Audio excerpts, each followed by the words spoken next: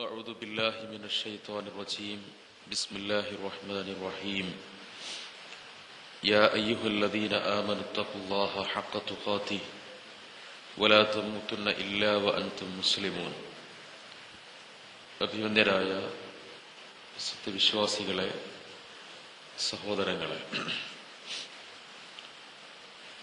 അല്ലാഹു സുബ്ഹാനഹു വ തആലയുടെ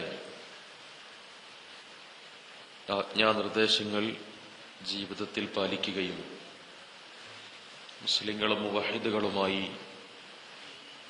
മരണം വരിക്കാൻ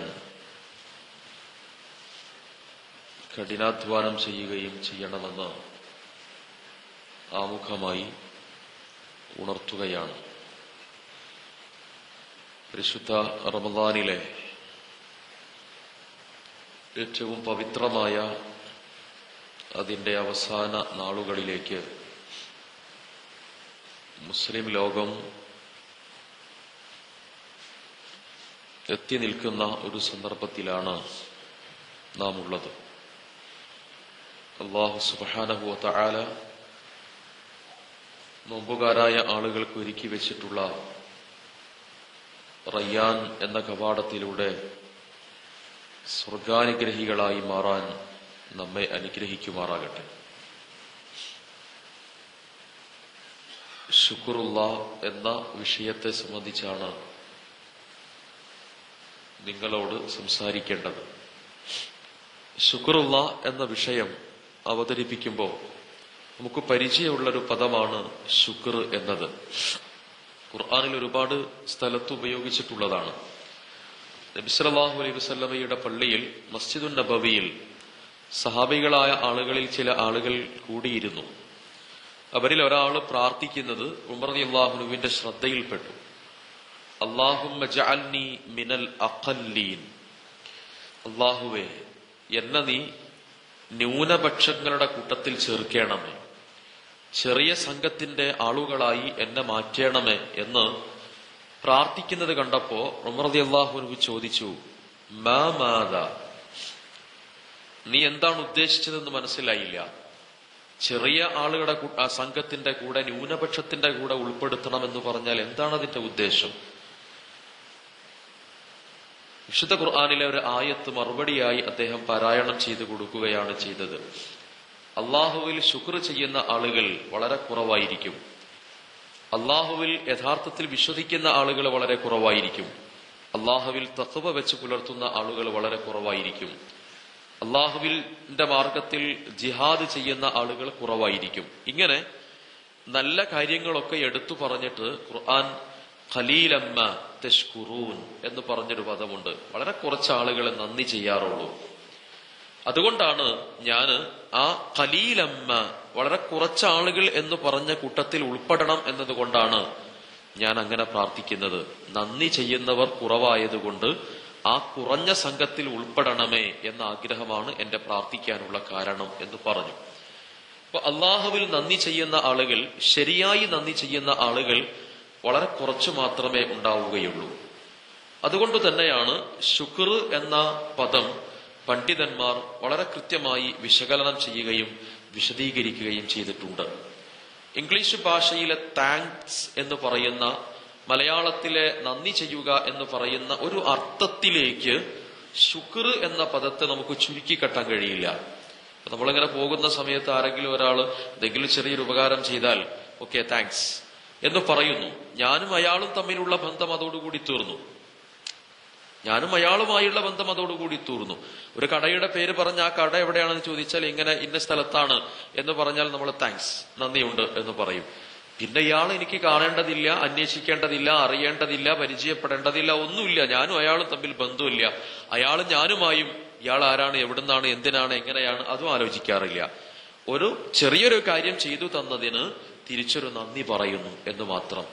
ഭാഷാപരമായി ശുക്ർ എന്നതിന് ഈ പദങ്ങളൊക്കെ ഉപയോഗിക്കുമെങ്കിലും യഥാർത്ഥത്തിൽ അള്ളാഹുവിനോട് ശുക്ർ ചെയ്യുക എന്ന് പറഞ്ഞാൽ ഞാനും പടച്ചവനും പിന്നെ കാണണ്ടേ, ഞാനും പടച്ചവനും പിന്നെ ബന്ധം ഉണ്ടാവണ്ടേ, ഞാനും പടച്ചവനും പിന്നീട് പരസ്പരമുള്ള ബന്ധങ്ങളും ബാധ്യതകളും ഞാൻ അള്ളാഹുവിനോട് തീർത്തു കൊടുക്കേണ്ടത് ചെയ്യേണ്ടതില്ലേ? അപ്പൊ പരസ്പര ബന്ധമുള്ള ഒരു പ്രക്രിയയാണ് അള്ളാഹുവുമായുള്ള ശുക്ർ എന്ന് പറയുന്നത്, നന്ദി എന്ന് പറയുന്നത്. ശരി, അങ്ങനെയാണെങ്കിൽ എന്താണ് അതിന്റെ താല്പര്യം? ഇബ്നു ഖയ്യിം റഹ്മത്തുള്ളാഹി അലൈഹി അദ്ദേഹത്തിന്റെ സാദുൽ മആദ് പോലെയുള്ള ഗ്രന്ഥങ്ങളിൽ ശുക്റിനെ സംബന്ധിച്ച് വിശദീകരിച്ചിട്ട് പറഞ്ഞു, 3 കാര്യങ്ങളാണ് ഒരു വിശ്വാസിയിൽ ശുക്റായി വരേണ്ടത്. 3 കാര്യങ്ങളാണ്. അതിലൊന്ന് മനുഷ്യന്റെ ഖൽബ് കൊണ്ടുണ്ടാകുന്ന ശുക്റാണ്. രണ്ടാമത്തേത് നാവ് കൊണ്ടുള്ള ശുക്റാണ്. മൂന്നാമത്തേത് ജവാരിഹ്, മനുഷ്യന്റെ ശരീരത്തിന്റെ അവയവങ്ങൾ കൊണ്ടുള്ള ശുക്റാണ്. അപ്പൊ ഒന്ന് ഖൽബ് കൊണ്ടുള്ള അശ്ശുക്റു ബിൽ ഖുലൂബ്, ഹൃദയങ്ങൾ കൊണ്ടുള്ള അല്ലെങ്കിൽ ഒരു വ്യക്തിയുടെ ഖൽബ് കൊണ്ടുള്ള ശുക്ർ ഒന്നാമത്തേത്. എന്താണ് അതിന്റെ താല്പര്യം? പണ്ഡിതന്മാർ അത് വിശദീകരിച്ചിട്ടുണ്ട്. ഒന്ന്, ഏറ്റവും പ്രധാനമായി നമ്മൾ അവിടെ മനസ്സിലാക്കേണ്ടത് ഹൃദയം കൊണ്ടുള്ള ശുക്ർ എന്നതുകൊണ്ട് ഉദ്ദേശിക്കുന്ന ഒരു കാര്യം മഅരിഫത്തുൻ ബിനിഅമിൽ ഇലാഹിയ്യ എന്നതാണ്.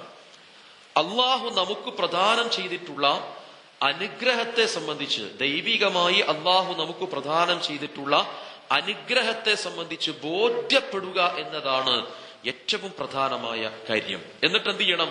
യശ്കുർ ബിൽ ഇബാദ, ആരാധനാകർമ്മങ്ങളിലൂടെ വിധേയപ്പെട്ടുകൊണ്ട് ഒരു മനുഷ്യൻ പടച്ചതമ്പുരാനോട് കാണിക്കുന്ന അനുസരണമാണ് യഥാർത്ഥത്തിൽ ശുക്ർ എന്ന് പറയുന്നത്. അള്ളാഹു എനിക്ക് നൽകിയിട്ടുള്ള അനുഗ്രഹത്തെ ബോധ്യപ്പെടാൻ കഴിയണം. ഇപ്പോ ഒരു മനുഷ്യന് അവന് പടച്ചവൻ നൽകിയിട്ടുള്ള അനുഗ്രഹത്തെ ബോധ്യപ്പെടാനുള്ള ഒരുപാട് സന്ദർഭങ്ങൾ റസൂലുള്ളാഹി സ്വല്ലല്ലാഹു അലൈഹി വസല്ലമ പഠിപ്പിച്ചു തന്നിട്ടുണ്ട്. അപ്പൊ എനിക്ക് അള്ളാഹു നൽകിയിട്ടുള്ള അനുഗ്രഹം, ആ അനുഗ്രഹം നമുക്ക് ബോധ്യമാകണം. പക്ഷെ ഭൗതികമായ എന്തെങ്കിലും ഒരു അനുഗ്രഹമോ ഭൗതികമായ എന്തെങ്കിലും ഒരു വളർച്ചയോ നമ്മുടെ ജീവിതത്തിൽ ഉണ്ടാകുന്ന എന്തെങ്കിലും ഒരു പുരോഗതിയോ വരുമ്പോഴാണ് പലപ്പോഴും നമ്മുടെ അനുഗ്രഹത്തിന്റെ വലുപ്പം നമ്മൾ പറയാറുള്ളത്.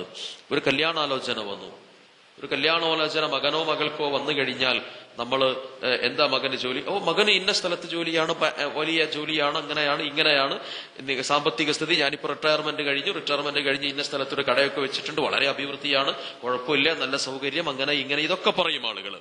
സാധാരണക്കാരനാണെങ്കിൽ അവന്റേതായ അർത്ഥത്തിലുള്ള അവന്റെ അനുഗ്രഹങ്ങൾ വളരെ കൃത്യമായി വിശദീകരിക്കും. എന്താണ് എന്ന് ചോദിച്ചാൽ, ഞാൻ വളരെ സാധുവായ ഒരു മനുഷ്യനാണ്, വലിയ ആ കാര്യങ്ങളൊന്നുമില്ല, അങ്ങനെ തട്ടിമുട്ടിയൊക്കെ അങ്ങനെ പോകുന്നു, അന്നത്തിനൊക്കെ എവിടെന്നെങ്കിലൊക്കെ വക സംഘടിപ്പിച്ച് പോകാറാണ്, ഇങ്ങനെ ഒരാൾ പറയൂല. അപ്പൊ അവന്റെ അനുഗ്രഹത്തിന്റെ ശരിയായ അവസ്ഥ ഒരു വിവാഹാലോചനയുടെ സമയത്ത് അയാൾ വന്ന് പറയും. എന്നാൽ ഒരു പള്ളിക്കമ്മിറ്റിയുടെ ഒരു സുഹൃത്ത് വന്നിട്ടോ അല്ലെങ്കിൽ നാട്ടിലുള്ള ഒരു നല്ല സംരംഭത്തിന് വേണ്ടിയിട്ടോ സംഭാവന ചോദിച്ചു നോക്കൂ, അയാളാണ് ഇറങ്ങിയിട്ട് അതേ വാതിലൂടെ അയാളാണ് കയറിയാൽ എന്ത് ചെയ്യും? അയാൾ പറയും, റിട്ടയർമെന്റ് ആയില്ലേ, എന്ത് ചെയ്യാനാ, നമ്മുടെയൊക്കെ കയ്യിൽ വളരെ കുറച്ചുണ്ടാവുള്ളൂ, പിന്നെ വെറുതെ ഇരിക്കേണ്ടെന്ന് രീതിയിൽ കടയൊക്കെ തുടങ്ങി, അതിന്റെ കാര്യം പറയണ്ട എന്ന് പറഞ്ഞ് മോനാണെങ്കിൽ അങ്ങനെ കഴിഞ്ഞു, അവിടെ പോയി കുഴപ്പമൊന്നുമില്ല, ഇങ്ങനെ പോകുന്നുണ്ട്, എന്താപ്പ ചെയ്യാ, ഏതായിരുന്നാലും എല്ലാവർക്കും ബിസിനസ്സൊക്കെ മോശമാണ്, നമുക്കും അങ്ങനെയൊക്കെ തന്നെയുള്ളൂ എന്ന് പറഞ്ഞ് എന്താപ്പ ചെയ്യാ, ഒരു 100 രൂപ എഴുതിക്കോ, അത്ര പോരെ എന്ന് പറഞ്ഞങ്ങ് നിർത്തും. എല്ലാവരും അങ്ങനെയാണെന്ന് അർത്ഥത്തിലല്ല. അള്ളാഹുവിന്റെ അനുഗ്രഹത്തെ നമുക്ക് ബോധ്യമാകുന്നത് നമുക്ക് എന്തെങ്കിലും ഒരു ഖൈറു ലഭിക്കുന്നു ഭൗതികമായി എന്ന് തോന്നാവുന്ന നിലയ്ക്ക് ചില സന്ദർഭത്തിലാണ് എന്നതൊരു വസ്തുതയാണ്. ഒരു മനുഷ്യനെ സംബന്ധിച്ചിടത്തോളം അള്ളാഹു എനിക്ക് നൽകിയിട്ടുള്ള ഏറ്റവും പ്രധാനമായ നിഅമത്തുകളെ സംബന്ധിച്ച് ബോധ്യപ്പെടാൻ കഴിയണം എന്നതാണ്. എന്നിട്ട് റസൂലുള്ളാഹി സ്വല്ലല്ലാഹു അലൈഹി വസല്ലമ പറഞ്ഞൊരു കാര്യം, പടച്ചവന്റെ അനുഗ്രഹത്തിൽ ഏറ്റവും വലുതെന്താണ്? അള്ളാഹു ഒരു മനുഷ്യന് നൽകിയ അനുഗ്രഹത്തിൽ ഏറ്റവും വലിയ അനുഗ്രഹം എന്താണ്? അസ്സആദ, ഏറ്റവും വലിയ ഐശ്വര്യം എന്ന് പറയുന്നത് എന്താണ്? നമ്മൾ വിചാരിക്കുന്നു സാമ്പത്തികമായ സൗകര്യം, വലിയ മനപ്രയാസമൊന്നും ഇല്ലാതെ അത്യാവശ്യം നമ്മുടെ ആഗ്രഹങ്ങളൊക്കെ നിവർത്തിച്ചു പോകാൻ പറ്റാവുന്ന ഒരു സന്ദർഭം ഉണ്ടാകണം, സാമ്പത്തികമായ സൗകര്യം ഉണ്ടാകണം. ഈ ദുനിയാവിൽ ഒരു മനുഷ്യന് അള്ളാഹു പ്രദാനം ചെയ്യുന്ന ഏറ്റവും വലിയ അനുഗ്രഹം എന്ന് പറയുന്നത് മുസ്ലിമായി ജീവിക്കാനുള്ള അവസരമുണ്ടാവുക എന്നതാണ്. നബി സല്ലല്ലാഹു അലൈഹി വസല്ലമയ്ക്ക് ഏറ്റവും അധികം ദുഃഖമുണ്ടായ ഒരു കാര്യം പിതൃവ്യനായ അബൂ ത്വാലിബ് വിശ്വാസിയായില്ല എന്നതുകൊണ്ടാണ്. അപ്പോ അള്ളാഹു എനിക്ക് പ്രദാനം ചെയ്യുന്ന മഹത്തായ അനുഗ്രഹം ഞാൻ മുസ്ലിമായി ജീവിക്കുന്നു എന്നതാണ്. ഒരുപക്ഷെ ഞാൻ ഒരു അമുസ്ലിം മാതാവിന്റെയും പിതാവിന്റെയും മകനോ മകളോ ആയി ജനിക്കാനുള്ള അവസരം ഇല്ലെന്ന് പറയാൻ കഴിയില്ല. പടച്ചവന്റെ അനുഗ്രഹം കൊണ്ടാണ് യഥാർത്ഥത്തിൽ മാതാപിതാക്കൾ മുസ്ലിങ്ങളായി നമ്മൾ ജനിച്ചത് ഒരു പരിധിവരെ. ജന്മത്തിന് ഒരു പരിധിവരെ ജന്മത്തിന് ഇസ്ലാമിൽ പ്രാധാന്യമില്ല. എല്ലാ ആളുകളും മുസ്ലിമായിട്ടാണ് ജനിക്കുന്നത്. പക്ഷെ മുസ്ലിമായി ജനിച്ച് സാധാരണ ലെവലിൽ നമ്മൾ മുസ്ലിങ്ങളായി നമ്മുടെ വേദഗ്രന്ഥമായ വിശുദ്ധ ഖുർആൻ നമ്മൾ എത്ര വായിക്കാറുണ്ട്? ഞാനും നിങ്ങളും നമ്മുടെ ഖുർആനുമായി എത്ര ആത്മബന്ധമുണ്ട്? ഞാനും നിങ്ങൾ ഖുർആനുമായി എത്ര മാനസികമായ ബന്ധമുണ്ട്? മുസ്ലിമായതിനു ശേഷം പോലും ഖുർആനുമായി അത്ര ശക്തമായ ബന്ധമില്ലാത്ത നമ്മൾ അമുസ്ലിം മാതാപിതാക്കളുടെ മക്കളായി ജനിച്ചതിനു ശേഷം ഖുർആൻ സത്യമാണ്, അതിന്റെ ആശയങ്ങൾ വളരെ മഹത്തരമാണ് എന്ന് കരുതിയിട്ട് ഖുർആൻ പഠിച്ചു മനസ്സിലാക്കി മുസ്ലിമാകാനുള്ള സാധ്യത ഇപ്പോൾ ഖുർആനുമായി നമുക്കുള്ള ബന്ധം എത്രയാണ് എന്നതിനാസ്പദമാക്കി നമുക്ക് വിലയിരുത്താവുന്നതേ ഉള്ളൂ. അപ്പൊ പടച്ചവൻ നമ്മളെ മുസ്ലിങ്ങളായി ജനിപ്പിച്ചു എന്നത് എല്ലാവരും അങ്ങനെയാണ്. പക്ഷെ മാതാപിതാക്കൾ മുസ്ലിങ്ങളായി ജനിച്ചു എന്നത് ജീവിതത്തിൽ തട്ടിക്കളയാവുന്ന ഒരു അനുഗ്രഹമല്ലെന്ന് നമ്മൾ വിലയിരുത്തരുത്. ഈ ദുനിയാവിൽ വിശുദ്ധ ഖുർആൻ സൂചിപ്പിക്കുന്ന ഒരു കാര്യമുണ്ട്. ഖുർആൻ പരിചയപ്പെടുത്തിയ എല്ലാ നന്മകളും ചെയ്ത ഒരാള്, ഖുർആൻ പാടില്ലെന്ന് പറഞ്ഞ എല്ലാ തിന്മകളിൽ നിന്നും അകന്നു ജീവിച്ച ഒരാള്, അയാൾ മരണപ്പെട്ടു. പക്ഷെ അയാൾക്ക് അള്ളാഹുവിൽ വിശ്വാസമില്ല, അയാൾ ദൈവവിശ്വാസിയല്ല. പക്ഷെ അയാളെ ജീവിതത്തിൽ ഖുർആൻ പറഞ്ഞ നന്മയല്ലാതെ ഒന്നും അയാൾ ചെയ്തിട്ടില്ല. ഖുർആൻ നിരോധിക്കാൻ പറഞ്ഞ, വേണ്ടെന്ന് പറഞ്ഞ എല്ലാ തിന്മകളും അയാൾ ഒഴിവാക്കിയിട്ടുമുണ്ട്. അയാൾ നാളെ പരലോകത്ത് ഹാജരാകുമ്പോ നരകത്തിലെ വിറകാണ്.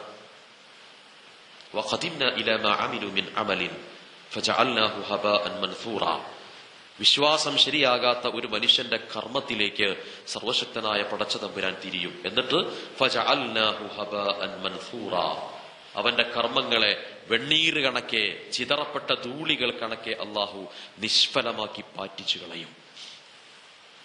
പടച്ചവന്റെ അനുഗ്രഹം മുസ്ലിമായി ജീവിക്കാനുള്ള ഒരാൾക്കൊരു ഭാഗ്യം നൽകി എന്ന് പറയുന്നത് ജീവിതത്തിന്റെ വല്ലാത്തൊരനുഗ്രഹമാണ്, വല്ലാത്തൊരനുഗ്രഹമാണ്. രാത്രി ഒരു മനുഷ്യന് 10 മണിക്ക് ഭക്ഷണം കഴിച്ച് കിടന്നുറങ്ങി ഒരു 6 മണിക്ക് സുബഹി നമസ്കാരത്തോടനുബന്ധമായി അയാൾ എഴുന്നേറ്റാൽ ഈ 4-5 മണിക്കൂർ ഉറങ്ങിയതിന് അയാൾക്ക് പരലോകത്തിൽ സ്വർഗപ്രവേശനത്തിന് സാധ്യതയുള്ള നന്മയായി അള്ളാഹു രേഖപ്പെടുത്തുകയാണ്. ഖുർആൻ ക്ലാസ് കേൾക്കുമ്പോൾ ഉറങ്ങിയ ആളുകൾക്ക് കൂലി കിട്ടൂല. രാത്രി 10 മണിക്ക് ശേഷം കിടന്നുറങ്ങിയാൽ കൂലി കിട്ടും. ദുനിയാവിൽ ഒരു മനുഷ്യൻ മലമൂത്ര വിസർജനം നടത്തിയാൽ അയാൾക്ക് പ്രതിഫലം കിട്ടും. ഭാര്യയുമായി ശരീര സമ്പർക്കത്തിൽ ഏർപ്പെട്ടാൽ പ്രതിഫലം കിട്ടും. സ്വന്തം മക്കളെ വിളിച്ചൊന്ന് ഉമ്മ വെച്ചാൽ അയാൾക്ക് കൂലി കിട്ടും. ചെരുപ്പ് ധരിക്കുമ്പോൾ വലത് കാലിന്റെ ചെരുപ്പ് ധരിച്ചാൽ കൂലി കിട്ടും. ഷർട്ടിട്ടാൽ കൂലി കിട്ടും. മുടി ചീകി വെച്ചാൽ കൂലി കിട്ടും. ഒരു സുഹൃത്തിനെ കാണുമ്പോൾ ഒന്ന് പുഞ്ചിരിച്ചാൽ കൂലി കിട്ടും. ഇത് കിട്ടാവുന്നത് ആർക്കു മാത്രമാണ്? അള്ളാഹുവിൽ വിശ്വാസമുള്ള ഒരാൾക്ക് മാത്രമാണ്. ഒരാള് താടി ഭംഗിയായി വെട്ടിശരിപ്പെടുത്തിയാൽ, താടി വെട്ടാതെ പൂർണ്ണമായി ഒഴിവാക്കി വിട്ടാൽ, മീശ വെട്ടി റെഡിയാക്കിയാൽ അതിനയാൾക്ക് അള്ളാന്റെ അടുക്കൽ നിന്ന് കൂലി കിട്ടുന്നു. മുടി ചീകി വെക്കുമ്പോ പടച്ചതമ്പുരാന്റെ അടുക്കൽ നിന്ന് കൂലി കിട്ടുന്നു. ഉറക്കത്തിന് കൂലി കിട്ടുന്നു. സുഹൃത്തെ, നമ്മുടെയൊക്കെ ഉറക്കത്തിൽ എന്തെങ്കിലും ഒരു കപടത വരുമോ? നമ്മൾ ഉറങ്ങണ സമയത്ത് ഞാൻ 4 ആൾക്കാർ കാണട്ടെ, അത്യാവശ്യം നല്ല ഉറക്കം പറ്റുന്ന ഒരാളാണ് എന്ന് കരുതിയിട്ട് ആരും ഉറങ്ങൂലല്ലോ. ഉറക്കത്തിൽ 100% ഇഖ്ലാസ് ഉണ്ടാവും. ഒരു നിലയ്ക്കുമുള്ള ഉദ്ദേശശുദ്ധിയിൽ സംശയമില്ലാത്ത വിധം ഇഖ്ലാസോടുകൂടി ഉറങ്ങും മനുഷ്യന്മാര്. ആ ഉറക്കത്തിന് നീ എത്ര മണിക്കൂർ ഉറങ്ങിയോ, നിന്റെ ശരീരത്തോടുള്ള ബാധ്യത നീ നിർവഹിച്ചാൽ അതിന് നിനക്ക് പടച്ചതമ്പുരാന്റെ അടുക്കൽ നിന്ന് കൂലി കിട്ടും. ആരാണെങ്കിൽ? നീ വിശ്വാസിയാണെങ്കിൽ. ഇപ്പൊ അള്ളാഹു നൽകിയിട്ടുള്ള അപാരമായ അനുഗ്രഹങ്ങളുടെ കൂട്ടത്തിൽ ഒന്നാണ് മുസ്ലിമായി ജീവിക്കുക എന്ന് പറയുന്നത്, ഹിദായത്ത് എന്ന് പറയുന്നത്. ആ ഹിദായത്ത് നമുക്ക് പടച്ചവൻ പ്രദാനം ചെയ്തു എന്ന് പറയുന്നത് അതീവ ലളിതമായോ ചെറുതായോ നമ്മൾ കാണരുത്. പടച്ചതമ്പുരാൻ നൽകിയിട്ടുള്ള അതിമഹത്തായ അനുഗ്രഹമായിട്ടാണ് അതിനെ പരിചയപ്പെടുത്തിയിട്ടുള്ളത്. ഒന്ന്, ഏറ്റവും ആദ്യത്തെ അനുഗ്രഹമായി ഖുർആൻ പരിചയപ്പെടുത്തിയത് നിങ്ങൾക്ക് ഹിദായത്ത് പ്രദാനം ചെയ്തു എന്നതാണ്. രണ്ടാമത്തേത്, ഒന്ന് വിശുദ്ധ ഖുർആൻ ആ ഭാഗം എടുത്തു പറഞ്ഞിട്ട് രണ്ടാമത്തേത് പറഞ്ഞു, മാതാപിതാക്കളുടെ ഗർഭാശയത്തിൽ നിങ്ങൾ 10 മാസക്കാലത്തോളം മാതാവിന്റെ ഗർഭഗ്രഹത്തിൽ താമസിച്ചതിനു ശേഷം പിന്നീട് ലാ തഅലമൂന ശൈഅൻ, ഒന്നും അറിയാത്തവരായിരുന്നു നിങ്ങൾ ഭൂമിയിലേക്ക് വന്നു. ഘട്ടം ഘട്ടമായി നിങ്ങളെ അള്ളാഹു വളർത്തി വലുതാക്കി. ഘട്ടം ഘട്ടമായി അള്ളാഹു നമ്മളെ വളർത്തി വലുതാക്കി. ആ വളർത്തി വലുതാക്കിയത് പടച്ചവൻ നൽകുന്ന രണ്ടാമത്തെ അനുഗ്രഹമായി പറഞ്ഞു. അഥവാ ശാരീരികമായ പക്വത പ്രദാനം ചെയ്തിട്ടുള്ള പടച്ചതമ്പുരാൻ നമുക്ക് പ്രദാനം ചെയ്തിട്ടുള്ള അനുഗ്രഹം.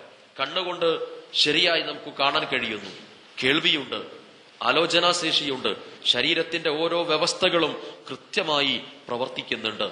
അല്ലേ? രക്തചംക്രമണ വ്യവസ്ഥ, നാഡീ വ്യവസ്ഥ, പേശീ വ്യവസ്ഥ, ഇങ്ങനെ ശാരീരികമായ പക്വത, പൂർണ്ണത സർവശക്തനായ പടച്ച തമ്പുരാൻ പ്രദാനം ചെയ്തു. അഹ്സന തഖ്വീമിൽ മനുഷ്യൻ ഈ ഭൂമിയിൽ ജനിക്കുന്നു, അഹ്സന തഖ്വീമിൽ ജനിക്കുന്നു. അങ്ങനെ അഹ്സന തഖ്വീമായി ഏറ്റവും നല്ല പ്രകൃതത്തോടുകൂടി, ഏറ്റവും നല്ല ഘടനയോടുകൂടി ഈ ദുനിയാവിൽ ജീവിക്കാൻ അള്ളാഹു ഭാഗ്യം നൽകി എന്നത് ചെറിയ ഒരു അനുഗ്രഹമല്ല. മനുഷ്യന്റെ കയ്യിന്റെ ഏതാണ്ട് കയ്യിലേക്ക് വരുന്ന നെർവുകളും പ്രധാനപ്പെട്ട സംവേദന നാഡികളുമൊക്കെ അള്ളാഹു ക്രമീകരിച്ചിട്ടുള്ളത് കയ്യിന്റെ ഉൾഭാഗത്തിലൂടെയാണ്. കയ്യിന്റെ ഉൾഭാഗത്തിലൂടെ, പുറഭാഗത്തില്ല. പുറഭാഗത്തും മസ്സിലാണ്. ഇവിടെ അല്പം ചില ഭാഗത്ത് മാത്രമേ നെർവുള്ളൂ, ബാക്കി മസ്സിലാണ്. എന്ന് പറഞ്ഞാൽ ഒരു അപകടത്തിൽ പെട്ടുകഴിഞ്ഞ് ഒരു മനുഷ്യന്റെ കൈ ഒരിക്കലും ഇങ്ങനെ തട്ടൂല. ഒരു മനുഷ്യന്റെ കൈ ഈ ഭാഗത്താ തട്ടുന്നത്. തട്ടുമ്പോ അപകടത്തിൽ പെടരുത് എന്നതുകൊണ്ട് അള്ളാഹു വയറിംഗ് സിസ്റ്റം ഒക്കെ ഇതിന്റെ അകത്തിലൂടെ, ഈ ഭാഗത്തിലൂടെയാ ക്രമീകരിച്ചത്. എത്ര വലിയൊരു അനുഗ്രഹമാണ് അള്ളാഹു പ്രദാനം ചെയ്തത്. ഞാനൊരു അക്ഷരം നിങ്ങളോട് സംസാരിക്കണമെങ്കിൽ, നമ്മൾ വർത്തമാനം പറയണമെങ്കിൽ, മനുഷ്യന്റെ ശരീരത്തിൽ നടക്കുന്ന പ്രവർത്തനങ്ങൾ അപാരമായ ഒരു ഫാക്ടറി കണക്കെ സംവിധാനിച്ചിട്ടുള്ള പ്രവർത്തനമാണ്. എന്റെ തലച്ചോറിന്റെ 2 ഭാഗങ്ങൾ, ഒന്ന് ഭാഷാ സംവേദനത്തിന്റെ ഭാഗമാണ്, മറ്റൊന്ന് ആലോചനയുടെ സിന്തസിസ്, അതേപോലെ തന്നെ എന്താ പറയാ, ശാസ്ത്രപരമായ വിഷയങ്ങളൊക്കെ ക്രമീകരിക്കുന്നത് മനുഷ്യന്റെ തലച്ചോറിന്റെ മറ്റൊരു ഭാഗമാണ്. ലെഫ്റ്റ് ബ്രെയിന്, റൈറ്റ് ബ്രെയിന് എന്ന് പറഞ്ഞ അനാട്ടമി ഇതിനെ വിശദീകരിക്കുന്നുണ്ട്. അനാലിസിസ്, സിന്തസിസ് എന്നൊക്കെ പറയുന്ന ഭാഗം ഒരു ഭാഗത്താണ്, ലാംഗ്വേജ് വേറൊരു ഭാഗത്താണ്. അപ്പൊ ഞാൻ നിങ്ങളോട് മലയാള ഭാഷയിൽ ഒരു കാര്യം സംസാരിക്കണമെന്ന് എന്റെ മനസ്സാഗ്രഹിച്ചു കഴിഞ്ഞാൽ ഞാൻ ഭാഷാപരമായി ഞാൻ മനസ്സിലാക്കിയിട്ടുള്ള പദങ്ങൾ മനുഷ്യന്റെ ഒരു തലച്ചോറിന്റെ ഒരു ഭാഗത്ത് അടുക്കി വെച്ചിട്ടുള്ള ആ ഭാഗങ്ങളിൽ നിന്ന് ആ ആശയത്തിന് അനുകൂലമാകുന്ന പദങ്ങൾ എടുക്കണം. ആ പദങ്ങളെ ഭാവനയുടെ, ചിന്തയുടെ രംഗത്ത്, രണ്ടാമത് മസ്തിഷ്കത്തിന്റെ മറ്റൊരു ഭാഗത്ത് അവിടെ ഉപയോഗപ്പെടുത്തണം. അതിനനുകൂലമായ പദങ്ങൾ ഇവിടുന്ന് ഉപയോഗപ്പെടുത്തി തലച്ചോറിലേക്ക് പ്രദാനം ചെയ്ത് നാഡീ സംവേദന വ്യവസ്ഥകളുടെ ഹൃദയത്തിലേക്കു നൽകി ആ ഹൃദയം ഏകീകരണ സംവിധാനത്തോടുകൂടി മനുഷ്യന്റെ സ്വനപേടകങ്ങളിലേക്കും സ്വനതന്തുക്കളിലേക്കും പ്രദാനം ചെയ്ത് ചെറിയ നാവും വലിയ നാവും പ്രവർത്തിച്ച് അനുകൂലമാകുന്ന രാസമാറ്റങ്ങളും പ്രക്രിയകളും മനുഷ്യന്റെ വായക്കകത്ത് നിർവഹിച്ച് ചുണ്ടുകളും പല്ലുകളും കൃത്യമായ ഒരു അടയാളത്തിൽ ഞാൻ മനസ്സിലാക്കിയിട്ടുള്ള ഒരു അക്ഷരത്തെ പ്രൊനൗൺസ് ചെയ്ത് പ്രഖ്യാപിച്ച് പുറത്തേക്ക് വരുമ്പോഴാണ് ഞാൻ പറയുന്നൊരു ശബ്ദം നിങ്ങൾ കേൾക്കുന്നത്. അത് നിങ്ങൾക്ക് മനസ്സിലാകുന്ന, എനിക്കറിയുന്ന കാര്യമായി വരുന്നത്. ഒരുപാട് വലിയ ഒരു ഫാക്ടറി കണക്കെ സംവിധാനിച്ചിട്ടാണ് ഒരു ശബ്ദം പുറത്തേക്ക് വരുത്താൻ കഴിയുള്ളൂ. ചെറിയൊരു കാര്യമല്ല. ഞാൻ പറയുന്നത് സർവശക്തനായ പടച്ച തമ്പുരാൻ രണ്ടാമതായി ഒരു മനുഷ്യന് പ്രദാനം ചെയ്തിട്ടുള്ള റഹ്മത്ത്, നിഅമത്ത് എന്ന് പറയുന്നത് മനുഷ്യന്റെ ശാരീരികമായ പക്വതയും പൂർണ്ണതയുമാണ്. സുബഹി നമസ്കാരത്തിന് ബാങ്ക് കൊടുക്കുന്ന ഒരു സുഹൃത്ത് പള്ളിയിൽ വന്നുകൊണ്ട് നമസ്കരിക്കുന്നില്ല എങ്കിൽ ഉറങ്ങാനുള്ള ശാരീരികമായ സംവിധാനം പ്രദാനം ചെയ്ത പടച്ച തമ്പുരാനോട് അവൻ നന്ദികേട് കാണിച്ചു എന്നാണ് അതിന്റെ അർത്ഥം. ഭക്ഷണം കഴിക്കാനുള്ള സൗകര്യം നൽകിയ ഒരു സുഹൃത്ത് ഭക്ഷണം ലഭിക്കാതെ പ്രയാസപ്പെടുന്ന ഒരു സുഹൃത്തിനെ കാണുമ്പോ അവന് ഭക്ഷണം കൊടുക്കാൻ തയ്യാറായില്ല എങ്കിൽ അള്ളാഹു എന്നെ അന്നമൂട്ടിയതിന് ഞാൻ നന്ദി ചെയ്തില്ല എന്നാണ് അതിന്റെ അർത്ഥം. അങ്ങനെ ഓരോന്ന് പരിശോധിക്കുക. ഞാൻ സൂചിപ്പിച്ചത് മനുഷ്യന് അള്ളാഹു നൽകിയിട്ടുള്ള അനുഗ്രഹങ്ങളുടെ രണ്ടാമത്തെ ഭാഗമാണ് ശാരീരികമായ പൂർണ്ണത എന്ന് പറയുന്നത്. മൂന്നാമതായി പടച്ചവൻ പ്രദാനം ചെയ്ത അനുഗ്രഹത്തിൽ ഉപജീവനം, മഈഷ, ഉപജീവനത്തിനുള്ള സൗകര്യം നൽകി എന്നതാണ്. സുഹൃത്തെ, ആർക്കാണ് ഈ ദുനിയാവിൽ ഭക്ഷണം നൽകാതെ പടച്ച തമ്പുരാൻ വിട്ടേച്ചത്? അള്ളാഹു റാസിഖായതുകൊണ്ട്. ആ ഭക്ഷണത്തിന്റെ വ്യവസ്ഥ ഓരോ ആളുകൾക്കും ഓരോ തരത്തിലുള്ള അനുഗ്രഹങ്ങൾ പടച്ചവൻ പ്രദാനം ചെയ്തു. ഉൻദുറു ഇലാ മൻ അസ്ഫല മിൻകും, നിങ്ങൾ നിങ്ങളുടെ താഴെയുള്ളവരിലേക്ക് നോക്കിയാൽ നിങ്ങളുടെ അനുഗ്രഹത്തിന്റെ വലുപ്പം നിങ്ങൾക്ക് മനസ്സിലാക്കാൻ കഴിയുമെന്ന് റസൂലുള്ളാഹി സ്വല്ലല്ലാഹു അലൈഹി വസല്ലമ പറഞ്ഞു. ഭൗതികമായ സാമ്പത്തികമായ അഭിവൃദ്ധിയും ഐശ്വര്യവും ഈ ദുനിയാവിൽ ജീവിക്കുന്ന സമയത്ത് ഉപജീവനത്തിന് ആവശ്യമായ സൗകര്യവും പടച്ചവൻ പ്രദാനം ചെയ്തു എന്ന്. ആ അനുഗ്രഹത്തിന് നിർബന്ധമായ 2 ശുക്ർ പടച്ചവൻ പറഞ്ഞു. ഒന്ന് നിർബന്ധദാനമായ സക്കാത്താണ്, മറ്റൊന്ന് അല്ലാഹുവിന്റെ മാർഗത്തിലുള്ള വ്യയം ചെയ്യലാണ്. 100 രൂപയുള്ള ഒരു മനുഷ്യന് 2.5 രൂപ അള്ളാഹുവിന്റെ മാർഗത്തിൽ നിർബന്ധമായി നൽകാനുള്ളതാണ്. 1.5 പവനിലധികം സ്വർണമുള്ള ഒരാൾക്ക് ആ 1.5 പവന് മൊത്തം കണക്കാക്കി 2.5% സക്കാത്ത് നൽകാനുള്ളതാണ്. ചോദിച്ചു വരുന്ന ആളുകൾ ചോദിച്ചു വരുന്ന ആളുകൾക്ക് തടയാൻ പാടില്ല. അവനെ തടയരുത്. അതേപോലെ തന്നെ നിനക്ക് ഹഖ്ഖുൽ ലിസ്സാഇലി, ചോദിക്കുന്ന ആളുകൾക്ക് നിനക്കൊരു കടമ കൊടുക്കണം. വൽ മഹ്റൂം, ഈ പരിസരങ്ങളിലോ നിന്റെ പരിചയത്തിലോ ഉള്ള ജീവിതഭാരം തടയപ്പെട്ട, ജീവിത ഐശ്വര്യം തടയപ്പെട്ട, ഭൗതികമായ ജീവിതത്തിന് അല്ലലും അലട്ടലും അനുഭവിക്കുന്ന ആളുകൾക്ക് നീ സ്വമേധയാ കണ്ടറിഞ്ഞ് നിന്റെ സമ്പത്തിൽ നിന്ന് വകയിരുത്തി കൊടുക്കണം. ഇത് പടച്ചവൻ നൽകുന്ന സാമ്പത്തികമായ രംഗത്തുള്ള അനുഗ്രഹത്തിനുള്ള നന്ദിയായി രേഖപ്പെടുത്തിയതാണ്. ഞാൻ ആ ഭാഗം അവസാനിപ്പിക്കുന്നു. പ്രിയപ്പെട്ട സുഹൃത്തുക്കളെ, അള്ളാഹു നൽകുന്ന ഭാരമായ അനുഗ്രഹം എന്ന നിലയ്ക്ക് അള്ളാഹു നമുക്ക് നൽകിയിട്ടുള്ള ഹിദായത്താകുന്ന വെളിച്ചം, ശാരീരികമാകുന്ന പൂർണ്ണത, 3 ഉപജീവനത്തിനാവശ്യമായ സൗകര്യം പടച്ചവൻ പ്രദാനം ചെയ്തു എന്നത് നമ്മുടെയൊക്കെ ജീവിതത്തിൽ അള്ളാഹു നൽകുന്ന അനുഗ്രഹത്തിന് ചെറുതായി നമുക്കത് കണക്കാക്കാൻ കഴിയാത്ത വിധത്തിൽ അള്ളാഹു വിശാലമായി നമ്മളെ അനുഗ്രഹിച്ചിട്ടുണ്ട്. നമ്മൾ ആരും തന്നെ മറ്റൊരാളുടെ മുമ്പിൽ കൈനീട്ടിയിട്ട് നമ്മുടെ ജീവിതത്തിന് വേണ്ടിയിട്ട് എന്തെങ്കിലും ചെയ്യുന്നില്ല. എന്റെ കുടുംബം പുലർത്താൻ വേണ്ടി ഞാൻ ആരുടെയെങ്കിലും മുമ്പിൽ കൈനീട്ടേണ്ട ഒരവസ്ഥ വന്നിട്ടില്ല, ഇനി വരാതിരിക്കുമാറാകട്ടെ. എന്തുകൊണ്ട്? സർവശക്തനായ പടച്ചതമ്പുരാൻ നമുക്ക് അനുഗ്രഹം നൽകിയത് കൊണ്ട്. ഒന്നാലോചിച്ചു നോക്കൂ. വൈകുന്നേര സമയത്ത് വീട്ടിലണയാൻ പോകുന്ന ഒരു കുടുംബനാഥന് മറ്റൊരാളുടെ കീശയിലുള്ള ആ പണം പ്രയാസം വിവരിച്ചുകൊണ്ട് തിരിച്ചു കിട്ടിയതിന് ശേഷമാണ് ഭക്ഷണം കൊടുക്കേണ്ടത് എന്ന വിഷമകരമായൊരവസ്ഥയുണ്ട് എങ്കിൽ, ഒന്ന് അംഗവൈകല്യം മുഖേന കണ്ണു കാണാത്തവനായോ, സഞ്ചരിക്കാൻ കഴിയാത്തവനായോ, കൈകാലുകൾ ഉപയോഗപ്പെടുത്താൻ സാധിക്കാത്തവനായോ ഈ ദുനിയാവിൽ പടച്ചവൻ നമ്മളെ പരീക്ഷണ വിധേയമാക്കിയാൽ നമ്മുടെ കുടുംബത്തിന് ആവശ്യമായ സൗകര്യം നൽകേണ്ടത് നമ്മുടെ ബാധ്യതയാണ്. നമ്മളത് ചെയ്തു തീർക്കണം. അതിന് ആളുകളുടെ മുമ്പിൽ കൈനീട്ടുകയല്ലാതെ മറ്റൊരു മാർഗമില്ലാതെ വരും. കഴിയാവുന്ന ജോലികൾ ചെയ്തിട്ട് പൂർത്തീകരിക്കാൻ കഴിയാതെ വരുമ്പോൾ നമുക്ക് അങ്ങനെ ചെയ്യേണ്ടി വരും. പക്ഷേ പടച്ചവൻ നൽകുന്ന അപാരമായ അനുഗ്രഹം കൊണ്ട് നമ്മുടെ മക്കൾക്ക് ഭക്ഷണം കൊടുക്കാൻ, നമ്മുടെ കുടുംബത്തിന് ഭക്ഷണം കൊടുക്കാൻ, ഉപജീവനം കൊടുക്കാൻ നമുക്ക് പടച്ചവൻ നൽകിയിട്ടുള്ള അനുഗ്രഹങ്ങൾ ഏറ്റവും വലുതാണ് എന്ന് നമുക്ക് മനസ്സിലാക്കാൻ കഴിയും. അള്ളാഹു പറയുന്നത്, നിന്റെ ഹൃദയത്തിൽ നിന്റെ കൽബിൽ സർവശക്തനായ പടച്ചവനോടുള്ള നന്ദിയുടെ ഒരു ഭാഗം എന്നത് ഈ അനുഗ്രഹങ്ങളെ നിനക്ക് ബോധ്യപ്പെട്ട് നീ ചെയ്യേണ്ടതാണ് എന്ന് നബി സല്ലല്ലാഹു അലൈഹി വസല്ലം പറഞ്ഞു. ഖയ്യിദു അൻഅമ. റസൂലുള്ളാഹി സ്വല്ലല്ലാഹു അലൈഹി വസല്ലം പറഞ്ഞു, എന്തിനാണ് നീ നന്ദി ചെയ്യുന്നത്? നന്ദി ചെയ്യണമെങ്കിൽ എനിക്ക് പടച്ചവൻ നൽകിയിട്ടുള്ള അനുഗ്രഹത്തിന്റെ വ്യാപ്തി മനസ്സിലാക്കാൻ കഴിയണം. അതൊരു ക്ലാസ്സിലൂടെ കേൾക്കുന്ന സമയത്ത് ഒരു മനുഷ്യന്റെ മനസ്സിലേക്ക് വരേണ്ടതല്ല. പടച്ചവൻ പ്രദാനം ചെയ്ത അനുഗ്രഹത്തെ നേർക്കുനേരെ ബോധ്യപ്പെടേണ്ടതാണ്. റസൂലുള്ളാഹി സ്വല്ലല്ലാഹു അലൈഹി വസല്ലമയോട് അള്ളാഹു പറയുന്നൊരു കാര്യമുണ്ടല്ലോ, നീ നിന്റെ അനുഗ്രഹത്തെ നിനക്ക് ബോധ്യപ്പെടണം.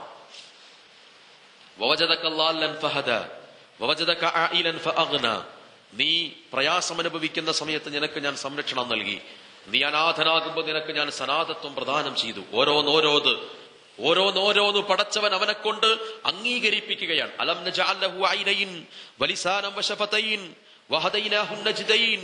നിനക്ക് 2 ചുണ്ട്, 2 കണ്ണ്, 2 കാത്, ജീവിതത്തിന്റെ മറ്റു സൗകര്യങ്ങൾ, സന്മാർഗം, ഇതൊക്കെ പ്രദാനം ചെയ്തിട്ടുണ്ട്. എന്നാൽ മനുഷ്യനെ കുറിച്ച് അള്ളാഹു പറയുന്ന ഒരു കാര്യം എന്താണ്? അള്ളാഹു സൂചിപ്പിക്കുന്ന ഒരു കാര്യം, നിങ്ങള് മാലക്കും ലാ തർജൂന ലില്ലാഹി വഖാറ. മാലക്കും ലാ തർജൂന ലില്ലാഹി വഖാറ. നോക്കൂ, സുബഹി ജമാഅത്തിൽ പങ്കെടുക്കാൻ ഒരു പുരുഷന് തൊട്ടടുത്ത പള്ളിയുണ്ട്, തൊട്ട അകലെ ഒരു പള്ളിയുണ്ട്. നമ്മുടെയൊക്കെ വീടിന് മുമ്പിൽ വാഹനങ്ങൾ കൃത്യമാണ്. നമ്മൾ വാങ്ങുന്ന വാഹനങ്ങൾ, ഏത് വാഹനം എടുത്തു പോകണം എന്നുള്ള വിഷയത്തിൽ മാത്രമേ മഹാഭൂരിപക്ഷം വരുന്ന ആളുകളും ഇപ്പൊ ചർച്ച ചെയ്യണുള്ളൂ, അല്ലെ? മകന്റെ ബൈക്ക് എടുത്തു പോകണോ, അതല്ല മരുമകന്റെ കാർ എടുത്തു പോകണോ, അതോ നമ്മളുടെ മറ്റേതെങ്കിലും വാഹനം എടുത്തു പോകണോ, ഇതിൽ ഏതേറ്റ് പോകണം, ഏതാണ് പെട്ടെന്ന് എടുത്തു പോകാൻ പറ്റാവുന്ന സൗകര്യത്തിൽ പാർക്ക് ചെയ്തിട്ടുള്ളത് എന്നതിനെ സംബന്ധിച്ചുള്ള ആശങ്കയെ ഇപ്പോൾ ഉള്ളൂ. അകലത്താണ് പള്ളിയെങ്കിലും അടുത്താണ് പള്ളിയെങ്കിലും സുബഹിക്ക് ബാങ്ക് കൊടുത്തൊരു മനുഷ്യൻ, ഒരു പുരുഷനായ ഒരു സുഹൃത്ത്, ഒരു മുസ്ലിമായ ഒരു മുഅ്മിനായ ഒരു സുഹൃത്ത് പള്ളിയിൽ വന്നുകൊണ്ട് ജമാഅത്തിൽ പങ്കെടുക്കുന്നില്ല എങ്കിൽ അതിന്റെ അർത്ഥം ഉറക്കമാകുന്ന അനുഗ്രഹത്തിന് അവന് നന്ദി ചെയ്തിട്ടില്ല എന്നതാണ്. മെഡിക്കൽ കോളേജ് ഹോസ്പിറ്റലിൽ പോയാൽ ചില ആളുകള് മൂക്കറ്റം ഗുളിക കുടിച്ചിട്ടും ഒരു നിമിഷ നേരം കണ്ണടക്കാൻ കഴിയാതെ വിഷമപ്പെട്ട് വെപ്രാളപ്പെടുന്നത് കാണാൻ കഴിയും. നമ്മുടെയൊക്കെ പരിചയത്തിലും സുഹൃത്ത് വലയത്തിലും അങ്ങനെയുള്ള ആളുകൾ ഉണ്ടാകും, അനുഭവത്തിലും, അല്ലെ?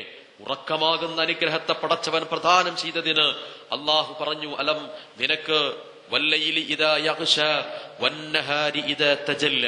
രാത്രിയെക്കുറിച്ച് നിനക്ക് പരിചയപ്പെടുത്തിയിട്ട് അതിന്റെ ഏറ്റവും പ്രധാനമായ ഇരുൾമുറ്റിയ അവസ്ഥയെ ബോധ്യപ്പെടുത്തിയിട്ട് പറഞ്ഞു, വജഅൽനൽ ലൈല ലിബാസ വജഅൽനാ നൗമകും സുബാതാ.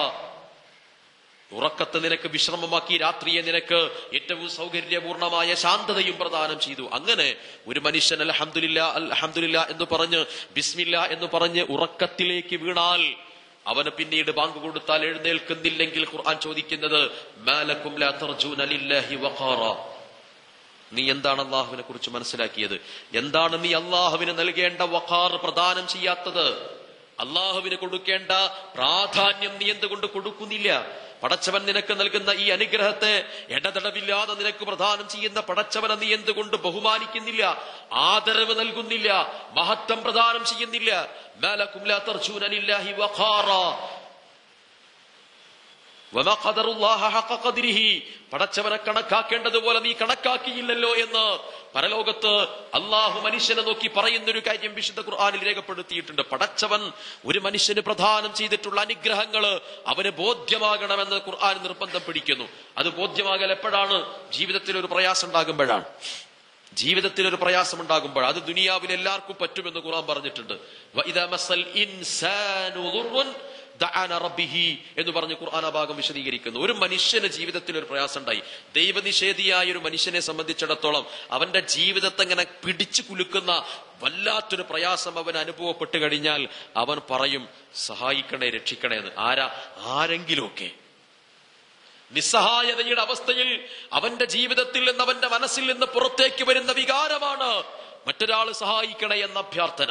ഇത് ലോകത്തുള്ള ഏത് മനുഷ്യനും കഴിയുമെന്ന് വിശുദ്ധ ഖുർആൻ എടുത്തു പറഞ്ഞു, ഇല്ലേ? വിശുദ്ധ ഖുർആൻ എടുത്തു പറയുന്നതാണ്. ഹോസ്പിറ്റൽ വരാന്തയിൽ പ്രയാസം അനുഭവിക്കുന്ന ഒരാൾ പ്രാർത്ഥിക്കുന്നത് സ്വാഭാവികമാണ്. ജീവിതത്തിന്റെ ഐശ്വര്യത്തിൽ സാമ്പത്തികമായ സൗകര്യമുള്ള സന്ദർഭത്തിൽ അള്ളാഹുവിന്റെ മാർഗത്തിൽ ആ സമ്പത്ത് ചെലവഴിക്കുക എന്നതാണ് നന്ദിയുടെ ഏറ്റവും വലിയ സൂചന. ആരോഗ്യമുള്ളൊരു സമയത്ത് അള്ളാഹുവിന്റെ മാർഗത്തിൽ ആ ആരോഗ്യത്തെ ചെലവഴിക്കുക എന്നതാണ് നന്ദിയുടെ സൂചന. വാർദ്ധക്യ സഹജമായ അസുഖം കൊണ്ട് പ്രയാസപ്പെടുന്ന സമയത്ത് രാവിലെ എഴുന്നേറ്റ് വടിയും താങ്ങി പിടിച്ച് ടോർച്ചടിച്ച ഒരാൾ പള്ളിയിൽ വന്ന് ഖുർആൻ ഓതിയിരിക്കുന്നതിനെ കുറിച്ചല്ല ഖുർആനിന്റെ ചർച്ച. അത് തെറ്റാണെന്ന് പറയാനല്ല.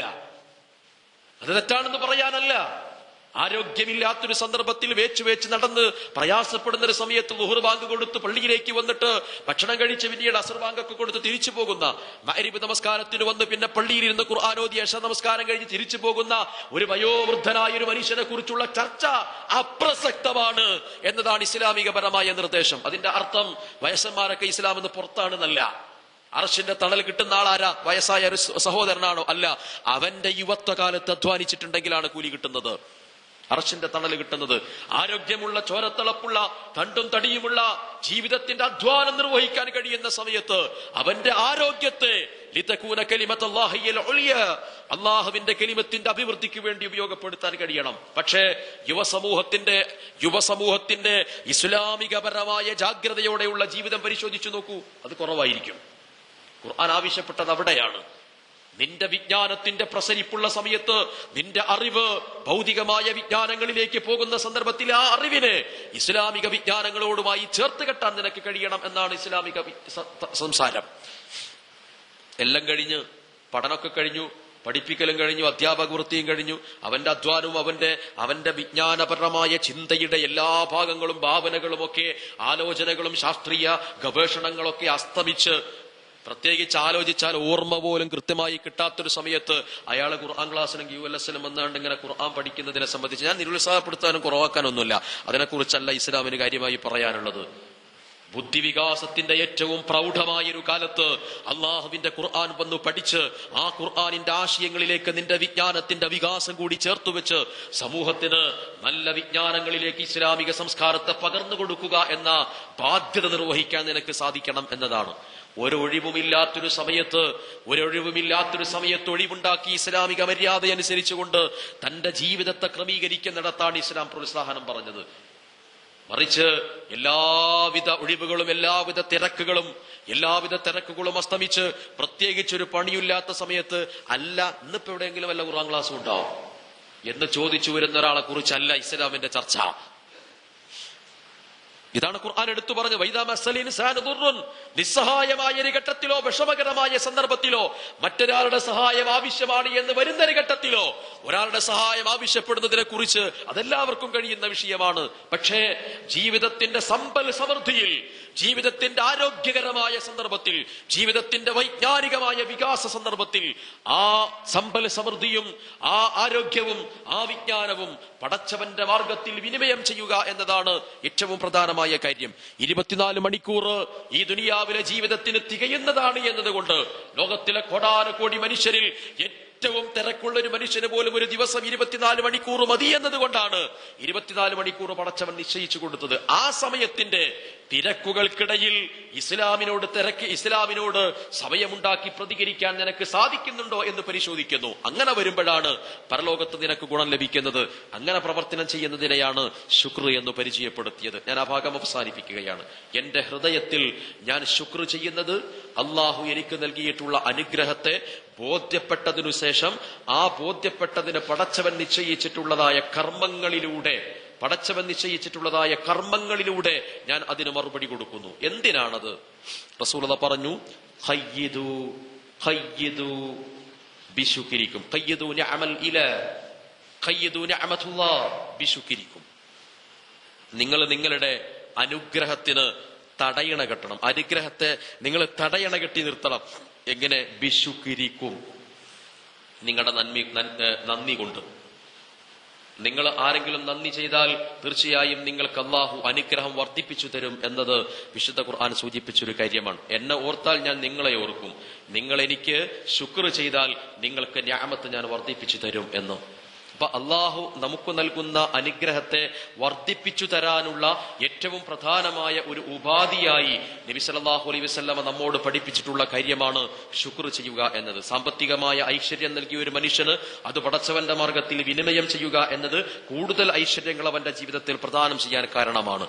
ആരോഗ്യം പ്രദാനം ചെയ്തൊരു സുഹൃത്ത് ആ ആരോഗ്യം പടച്ചവന്റെ മാർഗത്തിൽ നന്ദിയായി സ്മരിക്കുമ്പോൾ അവന് കൂടുതൽ ആരോഗ്യകരമായ ജീവിതവും രോഗകരമായ അവസ്ഥയിൽ നിന്ന് അവനെ രക്ഷപ്പെടുത്തുകയും ചെയ്യുക എന്നത് പടച്ചവൻ പ്രദാനം ചെയ്യും. നിന്റെ ഓരോ നിഅമത്തിനും ആ നിഅമത്തിന് അനുഗുണമായ ശുക്ർ നീ പ്രദാനം ചെയ്താൽ ആ നിഅമത്തിനെ അല്ലാഹു വർദ്ധിപ്പിച്ചുകൊണ്ടിരിക്കും എന്ന്. വലഇൻ ശകർതും ലഅസീദന്നകും, വലഇൻ ശകർതും ലഅസീദന്നകും, നിങ്ങൾ എനിക്ക് നന്ദി ചെയ്തുവോ ലഅസീദന്നകും, ഞാൻ നിങ്ങൾക്ക് വർദ്ധിപ്പിച്ചു തരും. അങ്ങനെ തന്നെയല്ലേ നമ്മൾക്കൊരു ഉപകാരം ചെയ്തു തന്ന ഒരാളോട് നമ്മൾ കൂടുതൽ സ്നേഹവും വിധേയത്വവും കാണിച്ചാൽ എന്ത് ചെയ്യും?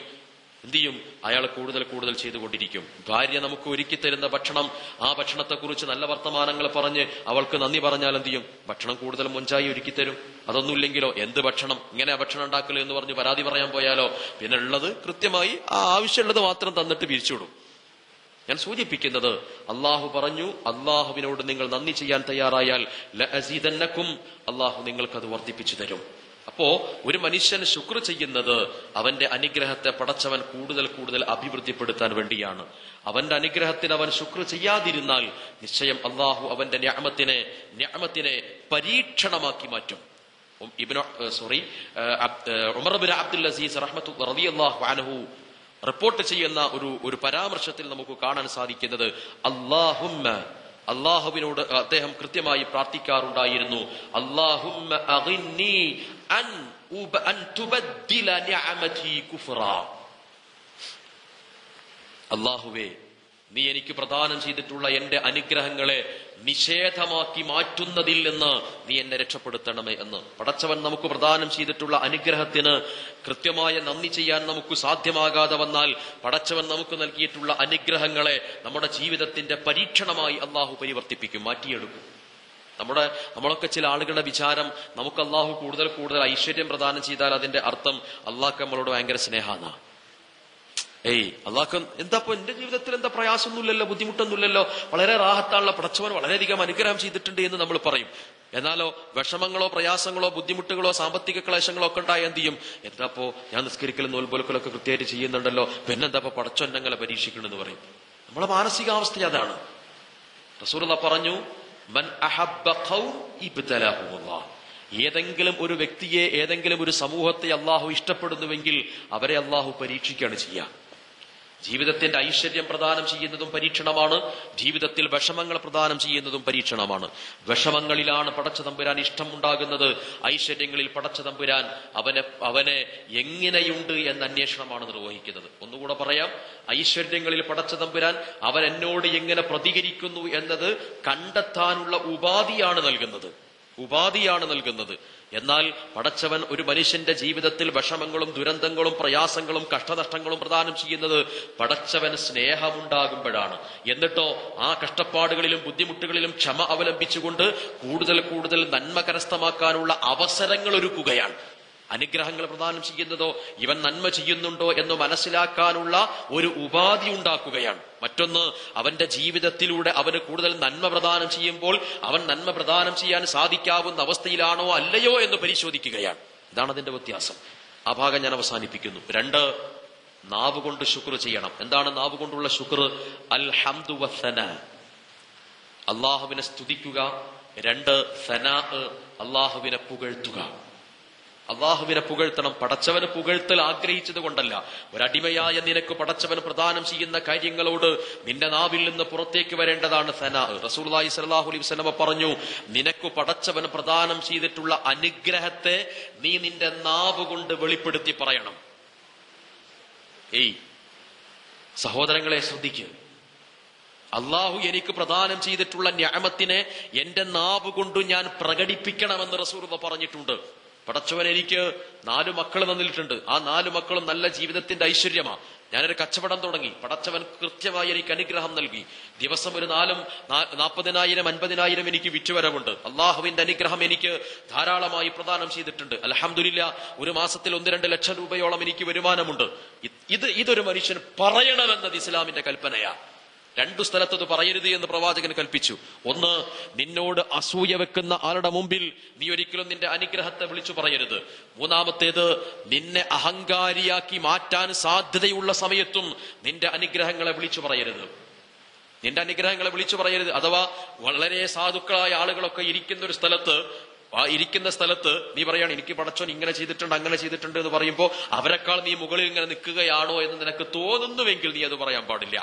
നിന്റെ ജീവിതത്തിൽ അഹങ്കാരത്തിന്റെയോ അല്ലെങ്കിൽ ലോകമാന്യത്തിന്റെയോ എന്തെങ്കിലും ഒരു ഭാവങ്ങൾ പ്രകടമാകുന്നതാണ് എങ്കിൽ നീ അത് പറയരുത്. അല്ലെങ്കിലോ നീ അത് പറയണം എന്നത് ഇസ്ലാമിന്റെ കൽപ്പനയാണ്.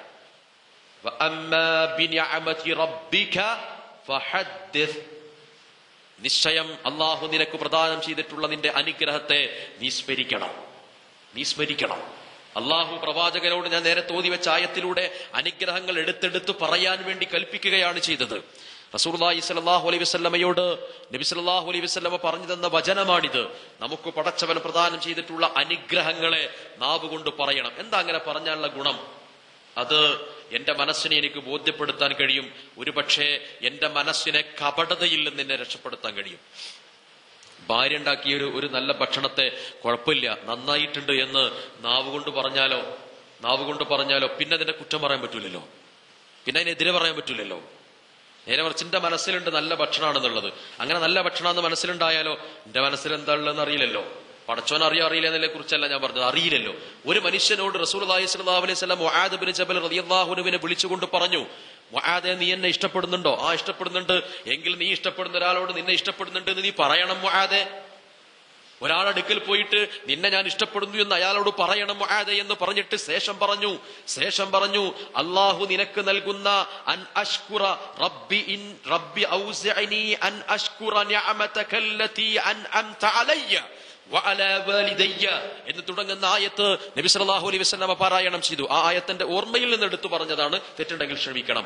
റബ്ബി ഔസിഅനി അൻ അഷ്കുറ നിഅമതകല്ലതി അൻഅംത അലയ്യ വഅലാ വാലിദയ്യ, എന്റെ മാതാപിതാക്കൾക്കും എനിക്കും സർവശക്തനായ പടച്ച തമ്പുരാൻ നന്ദി ചെയ്യുന്ന വിഷയത്തിൽ എന്റെ മനസ്സിനെ ഇളക്കിക്കളയുന്നതിൽ നിന്ന് പടച്ചവനെ എന്നെ രക്ഷപ്പെടുത്തണമേ എന്ന് നബി സല്ലല്ലാഹു അലൈഹി വസല്ലം മുആദ് ഇബ്നു ജബലിനോട് പ്രാർത്ഥിക്കാൻ വേണ്ടി ആവശ്യപ്പെടുകയും ചെയ്തു. നാവ് കൊണ്ട് വെളിപ്പെടുത്തി പറയണം. നാവ് കൊണ്ട് അത് സ്മരിക്കാൻ കഴിയണം. അതാണ് ഹംദുൻ സനാഉൻ. പടച്ച തമ്പുരാൻ നൽകിയിട്ടുള്ള അനുഗ്രഹത്തെ എനിക്ക് പ്രദാനം ചെയ്തതിനെ സ്മരിച്ചുകൊണ്ട് പടച്ചവനെ പുകഴ്ത്തി പറയുക. അല്ലാഹുവേ, നീ എനിക്കൊരു ആൺകുട്ടിയെ പ്രദാനം ചെയ്തത് കൊണ്ട്, നീ എനിക്കൊരു പെൺകുഞ്ഞിനെ നൽകിയത് കൊണ്ട് ഞാൻ ഐശ്വര്യപൂർണനാണ്, ഞാൻ സന്തോഷവാനാണ്, നീ എനിക്ക് പ്രദാനം ചെയ്ത വല്ലാത്തൊരു അനുഗ്രഹമാണത് എന്ന് ആരും കാണാത്ത സമയത്ത് ഒറ്റക്ക് പറയുന്നത് അവന്റെ മനസ്സിൽ നിന്ന് വരേണ്ടത് തന്നെയാണ്. എന്നാൽ പടച്ചവൻ നൽകിയ അനുഗ്രഹത്തെ വെളിപ്പെടുത്തി പറയാൻ കഴിയണം, വെളിപ്പെടുത്തി പറയാൻ കഴിയണം. പല അപൂർവം ചില ആളുകളിൽ മാത്രമേ ഈ ഐശ്വര്യത്തെ സ്വയം വെളിപ്പെടുത്തി പറയുകയുള്ളൂ. പ്രത്യേകിച്ച് സാമ്പത്തികമായ ഭൗതികമായ പടച്ചവൻ പ്രദാനം ചെയ്ത അനുഗ്രഹങ്ങൾ. നിങ്ങളൊരു മാസെടുക്കൽ പോയിട്ട് എത്ര മാസം ശമ്പളം എന്ന് ചോദിച്ചു നോക്കൂ. നിങ്ങളെ കയ്യിൽ റെസീറ്റും കൂടി ഉണ്ട് എന്ന് വിചാരിക്കാം, മിണ്ടൂല. ഞാനും മിണ്ടൂല, നിങ്ങളും മിണ്ടൂല. എന്താ കാരണം? ലക്ഷ്യം വേറെയാണെന്ന് അറിയും, അല്ലേ? ഏതെങ്കിലും ഒരു സുഹൃത്ത് ആ സുഹൃത്തിനോട് അയാൾ പറയാണ്, എനിക്ക് ഇത്രയാണ് വരുമാനം ഉള്ളത്, എനിക്ക് ഇത്രയൊക്കെ ചെലവുണ്ട്, നീ എത്രയാണോ വിചാരിക്കുന്നത് അത് എഴുതിക്കോ, ഞാൻ തരാം എന്ന് പടച്ചോനിക്ക് അനുഗ്രഹം നൽകിയിട്ടുണ്ട്, ഐശ്വര്യം നൽകിയിട്ടുണ്ട്, അതുകൊണ്ട് നീ അത് ചെയ്തോ എന്ന് പറയുമ്പോ ഇതൊരു മനുഷ്യന്റെ മനസ്സിൽ നിന്ന് പുറത്തേക്ക് വരേണ്ടതാണ്, നാവ് കൊണ്ട് വെളിപ്പെടേണ്ടതാണെന്ന് റസൂലുള്ളാഹി കൽപ്പിക്കുന്നു. സമയത്തിന്റെ ദൈർഘ്യം കൊണ്ട് ഞാൻ ആ ഭാഗം കൂടുതൽ വിശദീകരിക്കുകയല്ല. രണ്ടാമത്തത് പടച്ചവനെ പുകഴ്ത്തണം, പടച്ചവനെ ഹംദ് പ്രദാനം ചെയ്യണം. നാവ് കൊണ്ട് അൽഹംദുലില്ലാ എന്ന് പറയണം. നിങ്ങൾ നോക്കൂ, മനുഷ്യൻ അല്ലാഹു പ്രദാനം ചെയ്യുന്ന ഓരോരോ അനുഗ്രഹങ്ങളിലും ഈ അൽഹംദു പറയാൻ പറഞ്ഞു. ഭക്ഷണം കഴിച്ചാൽ എന്ത് ചെയ്യണം? അൽഹംദുലില്ലാ എന്ന് പറയണം, അല്ലേ? മലമൂത്ര വിസർജനം നടത്തിയാൽ എന്ത് ചെയ്യണം? ഗുഫ്രാനക, എന്നിട്ട് അൽഹംദുലില്ലാ എന്ന് അയാൾ പറയണം.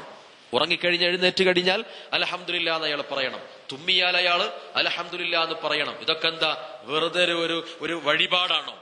അല്ലല്ലോ.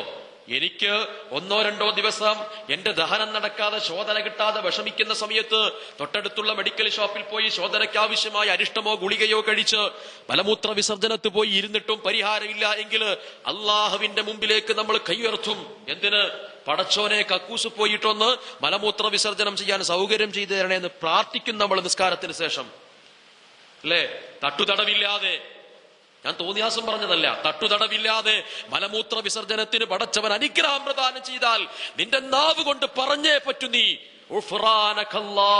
അൽഹംദുലില്ലാ എന്ന് നീ പറയണം. തുമ്മാൻ വിചാരിച്ചൊരു മനുഷ്യൻ തുമ്മാൻ കഴിയാതെ വിഷമിക്കുന്ന സമയത്തുണ്ടാകുന്ന അസ്വസ്ഥതയെ കുറിച്ച് ശാസ്ത്രം വിധി എഴുതിയിട്ടുണ്ട്. അവന്റെ ശരീരത്തിന്റെ രാസമാറ്റങ്ങൾ പ്രതിപ്രവർത്തനത്തിൽ ഏർപ്പെട്ട് ആരോഗ്യകരമായ അനിശ്ചിതാവസ്ഥ തുമ്മാൻ വിചാരിച്ചൊരു മനുഷ്യൻ തുമ്മാൻ കഴിയാതെ പോയാൽ സംഭവിക്കുമെന്ന് വൈദ്യശാസ്ത്രം പറഞ്ഞിട്ടുണ്ട്. ഒരു മനുഷ്യന് തുമ്മിയാൽ അവന്റെ ശ്വാസകോശത്തിന്റെ വികാസ പ്രക്രിയകൾ പൂർണ്ണമാകും. അൽഹംദുലില്ലാ എന്ന് പറയണം, മനസ്സറിഞ്ഞു പറയണം. ഓരോരോ രംഗങ്ങൾ പരിശോധിക്കുന്നു. ആ രംഗങ്ങളിലൊക്കെയും അവസാനം റസൂലുള്ളാഹി സ്വല്ലല്ലാഹു അലൈഹി വസല്ലം ഒന്നുകൂടി പറഞ്ഞു, നിനക്ക് ശുക്രിന്റെ നമസ്കാരം ഉണ്ടാകണമെന്ന് റസൂലുള്ളാഹി പറഞ്ഞു. പടച്ചവൻ നിനക്ക് നൽകിയ അനുഗ്രഹങ്ങൾ ഓരോന്നോരോന്ന് നീ ബോധ്യപ്പെടുമ്പോ പടച്ചവന്റെ മുമ്പിൽ റവാത്തിബായി നിർവഹിക്കുന്ന സുന്നത്തുകളോ മറ്റു നമസ്കാരങ്ങളോ പോലെ തന്നെ ശുക്രിന്റെ സുജൂദ് ചെയ്യാൻ നിനക്ക് സാധിക്കണമെന്ന് റസൂലുള്ളാഹി സ്വല്ലല്ലാഹു അലൈഹി വസല്ലം പറഞ്ഞു. അതെങ്ങനെയാണ്? ഹംദൻ, പടച്ചവനെ പുകഴ്ത്തുന്നു, അല്ലാഹുവിനെ പ്രകീർത്തിക്കുന്നു. എന്റെ പ്രിയപ്പെട്ട മകനോ മകളോ, എനിക്ക് ഏറ്റവും പ്രിയപ്പെട്ട ഒരാൾ മരണപ്പെട്ടാൽ ഞാൻ എന്ത് ചെയ്യണം? അള്ളാഹനെ പുകഴ്ത്തണം. എന്താ? അള്ളാഹ് എനിക്ക് നൽകിയൊരു അനുഗ്രഹമാണത്. അങ്ങനെയാണ് റസൂലുള്ളാഹി പഠിപ്പിച്ചു തന്നത്. പടച്ചവൻ എന്നിൽ നിന്നൊരാളെ തിരിച്ചു വിളിച്ചാൽ അയാൾക്ക് വേണ്ടി ഞാൻ മയ്യത്തു നമസ്കരിക്കുന്ന സമയത്ത് ആ മയ്യത്തു നമസ്കാരത്തിൽ ഞാൻ ആദ്യമായി പറയുന്ന പദം അൽഹംദുലില്ലാ എന്നാണ്, അല്ലേ? ആണ്. എന്താ അതിന്റെ അർത്ഥം? ഒരാളിങ്ങനെ ഒരു മാസത്തെ ശമ്പളമോ അല്ലെങ്കിൽ ഒരു മാസത്തെ വരുമാനമോ വാങ്ങിയതിനു ശേഷം 1 ലക്ഷം റുപ്യ ഇങ്ങനെ എണ്ണിങ്ങനെ വാങ്ങിക്കഴിഞ്ഞതിന് ശേഷം കീശയിലിട്ടതിന് ശേഷം അയാൾ നിസ്കരിക്കാൻ പോയപ്പോൾ അയാൾ ആദ്യം ഓതി അൽഹംദുലില്ലാഹി റബ്ബിൽ ആലമീൻ. ആ അൽഹംദുലില്ലാ എന്ന് പറഞ്ഞതിന്റെ അർത്ഥം എന്താ? മകൻ ഹോസ്പിറ്റലിലാക്കി ഐസിയുലാക്കിയിട്ട് അയാൾ ബാങ്ക് കൊടുക്കുന്നതിന്റെ തൊട്ട് മുമ്പ് ഡോക്ടർ പറഞ്ഞു ഏതാണ്ട് ബ്രെയിൻ ഡെത്താണ്, ഇപ്പോ ശ്വാസോച്ഛ്വാസം വരെ നിന്നിട്ടുണ്ട്. അയാൾ വന്നിട്ട് നിസ്കരിക്കുമ്പോഴും അയാൾ എന്താ പറയാ? അൽഹംദുലില്ലാ എന്ന് പറയും. ആ അൽഹംദുലില്ലാന്റെ അർത്ഥം എന്താ? അൽഹംദുലില്ലാക്ക് 2 അർത്ഥം ഉണ്ടാവോ? അൽഹംദുലില്ലാക്ക് 2 അർത്ഥം ഉണ്ടാവോ? ഇല്ല. അൽഹംദുലില്ലാ എന്നത് നീ പടച്ചവനെ ഹംദൻ വ സനാഅൻ, നിന്റെ നാവ് കൊണ്ട് നീ പടച്ചവനെ ഹംദ് നടത്തണമെന്ന് റസൂലുള്ളാഹി പറഞ്ഞു. എന്താണ് ആ ഹംദ്? ജീവിതത്തിൽ പടച്ചവൻ പ്രദാനം ചെയ്തൊരു കാര്യത്തെ തൃപ്തി ഉണ്ടാകുമ്പോൾ ആ തൃപ്തിയുള്ള മനസ്സിൽ നിന്ന് പുറത്തേക്ക് വരേണ്ട വികാരമാണ് ഹംദ് എന്ന് റസൂലുള്ളാഹി സ്വല്ലല്ലാഹു അലൈഹി വസല്ലം പറഞ്ഞു. അല്ലെങ്കിലോ വഴിപാട് കണക്കെ ഉരുവിടുന്ന അതര വ്യായാമം മാത്രമായിരിക്കും ഹംദ്. വഴിപാട് കണക്കെ ഉരുവിടും അല്ലെ. എങ്ങനെയുണ്ട് അൽഹംദുലില്ലാ, എങ്ങനെയുണ്ട്, എങ്ങനെ ബിസിനസ് ഒക്കെ ഉഷാർ, അൽഹംദുലില്ലാ. ഈ അൽഹംദുലില്ലാന്റെ അർത്ഥം എന്താ? അടക്കിപ്പിടിച്ച വർത്തമാനമാണത്, അടക്കിപ്പിടിച്ച വർത്തമാനമാണത്. ഓരോടൊന്നുകൂടി വിശദമായി ചോദിച്ചു നോക്കും. അപ്പൊ പറയും എന്താ വളരെ മോശമാണ്, കഴിഞ്ഞൊല്ലം അങ്ങനെയെന്ന്, കൊല്ലം എങ്ങനെയാണ്, അങ്ങോട്ടാണ് ഇങ്ങോട്ടാണ്, അതാണ് ഇതാണ്. അപ്പൊ ഓരോടൊന്നുകൂടി ചോദിക്കുക. അപ്പൊ ജാതി അൽഹംദുലില്ലാ എന്ന് പറഞ്ഞു, അൽഹംദുലില്ലാ കുഴപ്പമില്ല. ഈ അൽഹംദുലില്ലാ മനസ്സിൽ തട്ടിയ വർത്തമാനമല്ല, തൃപ്തിയിൽ നിന്ന് പുറത്തേക്ക് വരുന്ന വർത്തമാനമല്ല, മറിച്ചോ വഴിപാട് കണക്കെ പറഞ്ഞു പോയിട്ടുള്ള ഒരു പദപ്രയോഗം മാത്രമാണ്. റസൂലുള്ളാഹി സ്വല്ലല്ലാഹു അലൈഹി വസല്ലം പറഞ്ഞു, നീ മയ്യത്തു നമസ്കാരം നിർവഹിക്കുമ്പോ നിന്റെ ജീവിതത്തിൽ വിഷമമുണ്ട്, പ്രയാസമുണ്ട്, ദുഃഖമുണ്ട്, അംഗീകരിക്കുന്നു. പക്ഷേ നീ അവിടെ പറയേണ്ട പദം അൽഹംദുലില്ലാ എന്നാണ്. പടച്ച തമ്പുരാന് ഞാൻ സർവസ്തുതിയും അർപ്പിക്കുന്നു എന്നാ. നമ്മളത് മലയാളത്തിലൊന്ന് പറഞ്ഞു നോക്കുക.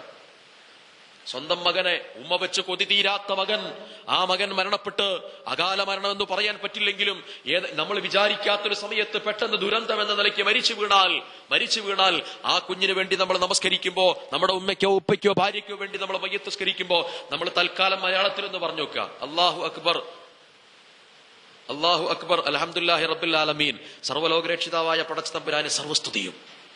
മലയാളത്തിലെ നാവണ് പൊന്തൂല. പിന്നെന്താ അറബി പറയണത്? നമ്മളങ്ങനെ പറയണ കൂട്ടത്തിൽ അതും പറഞ്ഞു. കാരണം എന്താ? റസൂലുള്ളാഹി പഠിപ്പിച്ചൊരു പ്രാർത്ഥനയാണ് സൂറത്തുൽ ഫാത്തിഹ ഓതണം എന്ന് പറഞ്ഞു. നമ്മൾ സൂറത്തുൽ ഫാത്തിഹ ഓതി, അതിലെന്താ പറഞ്ഞെന്ന് നമ്മൾ തോന്നിയിട്ടില്ല, ആലോചിച്ചിട്ടില്ല. അൽഹംദുലില്ലാ എന്ന പദം ഒരു മനുഷ്യന്റെ തൃപ്തിയിൽ നിന്ന് പുറത്തേക്ക് വരേണ്ട പദമാണ്. സന്തോഷമുണ്ടാകുമ്പോൾ മാത്രം ഉരുവിടേണ്ട പദമല്ല. എന്റെ മൊബൈൽ ഫോൺ എനിക്ക് തൃപ്തിയില്ല, പക്ഷെ അതെനിക്ക് സന്തോഷമുള്ളതാ. അവിടെ ഇവിടെയും പൊട്ടിപ്പൊളിഞ്ഞ് അങ്ങോട്ടും ഇങ്ങോട്ടൊക്കെ ആയൊരു മൊബൈൽ ഫോണാ. ഇതിൽ എനിക്ക് തൃപ്തിയില്ല, പക്ഷെ ഉപകാരം നടക്കുന്നു എന്നുള്ളൊരു സന്തോഷമുണ്ട്. എന്റെ സന്തോഷമുള്ള സമയത്ത് ഞാൻ അൽഹംദുലില്ലാ എന്ന് പറയും, പക്ഷെ ഞാൻ തൃപ്തിയുള്ള സമയത്ത് പറയുന്ന അൽഹംദുലില്ലയ്ക്ക് വ്യത്യാസമുണ്ട്. പെരുന്നാളിന് വേണ്ടിയിട്ട് ഉപ്പയും ഉമ്മയും ദൂരെ പോയിട്ട് അല്ലെങ്കിൽ ഒരു വസ്ത്രം വാങ്ങി കൊടുത്തു. ആ വസ്ത്രം മകനോ മകളോ കൊടുക്കുന്ന സമയത്ത് അവന്റെ മനസ്സിൽ തൃപ്തിയില്ലെങ്കിൽ എന്ത് ചെയ്യും? എങ്ങനെയുണ്ട് മോളെ വസ്ത്രം? കുഴപ്പമില്ലപ്പാ. എങ്ങനെയുണ്ട് മോനെ വസ്ത്രം? നന്നായിട്ടുണ്ടുപ്പാ. അവന്റെ മനസ്സിന് തൃപ്തി ഉണ്ടെങ്കിലോ ഈ ചോദ്യത്തിന് മുമ്പ് വന്നിട്ട് പറയും, എന്താ പറയാ? ഉപ്പ വാങ്ങിയ വസ്ത്രം ഉണ്ടല്ലോ അടിപൊളി എന്ന് അവന്റെ ഹൃദയത്തിൽ നിന്ന് പുറത്തേക്ക് വരും. ജീവിതത്തിൽ പടച്ചവൻ നൽകുന്ന അനുഗ്രഹത്തെ തൃപ്തിയോടുകൂടി അനുഭവിക്കുന്ന ഒരു മനുഷ്യന് അവനറിയാതെ പുറത്തേക്ക് വരുന്ന വികാരമാണ് അൽഹംദുലില്ലാ എന്നത്. ഇത് ക്ലേശം ഉണ്ടാകുമ്പോ പറയാനുള്ളതല്ല.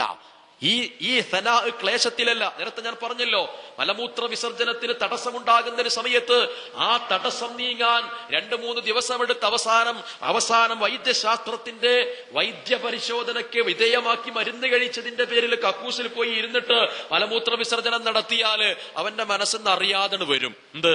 അൽഹംദുലില്ലാ പറയണം എന്നല്ല, നേരത്ത് വരും. എന്താ? ഒരാശ്വാസം കിട്ടിയത് കൊണ്ട് ഇല്ലേ? അതെപ്പോ വരണം? സ്വാഭാവികമായ പ്രതിഭാസത്തിൽ മനസ്സെന്ന് വരണം. എപ്പോ? തൃപ്തി ഉണ്ടാക്കി പറയും, തൃപ്തി ഉണ്ടാക്കി പുറത്തേക്ക് വരും. ആ തൃപ്തിക്ക് വ്യത്യാസമുണ്ട്.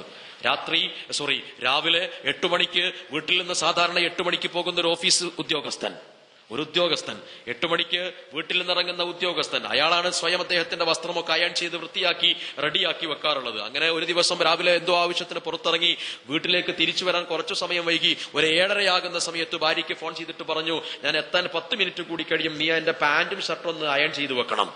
ഭാര്യ ഷെൽഫിൽ നിന്ന് എടുത്തിട്ട് അയൺ ചെയ്ത് റെഡിയാക്കി അവിടെ വെക്കും. ഈ മനുഷ്യൻ ഈ വസ്ത്രം എടുത്തിട്ട് ഇട്ട് പോകുന്ന സമയത്ത് ഭാര്യയോട് പറയുന്നൊരു താങ്ക്സ് ഉണ്ട്. ആ താങ്ക്സ് എന്താ? അതൊരു താങ്ക്സ്.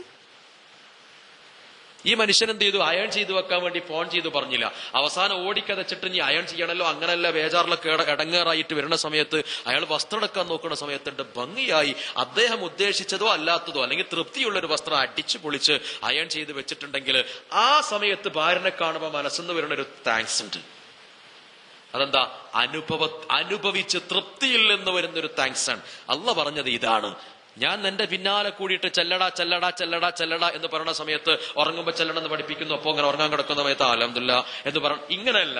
എന്റെ ജീവിതത്തിൽ എന്റെ അനുഗ്രഹത്തെ എനിക്ക് സ്വയം ബോധ്യമാകുമ്പോൾ ഉണ്ടാകുന്ന പ്രതിപ്രവർത്തനമാണ് ശുക്ർ. ആ ബോധ്യത്തിൽ നിന്ന് വരുന്ന ശുക്രനെയാണ് ഏറ്റവും പ്രധാനമായിട്ടുള്ളത്.